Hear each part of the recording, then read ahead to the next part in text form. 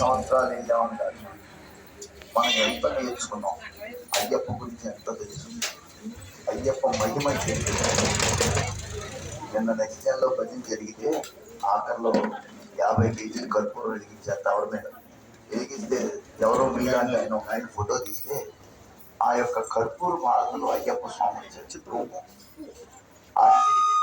యాక్చువల్గా ఫ్యాక్టరీ మామూలు గారి పని చేయించిన ఆయన కూడా తెలియదు. ఆయన తీసిన ఫోటో వస్తే అందరూ ఫోటో తీసుకొచ్చింది. అందుకనే స్వామి ఎప్పుడు కూడా మీరందరూ అనుకుంటారు అయ్యప్ప స్వామి ఉంటారు. ఒక 10 పైసలు కర్పూరం ఇస్తే దాంట్లో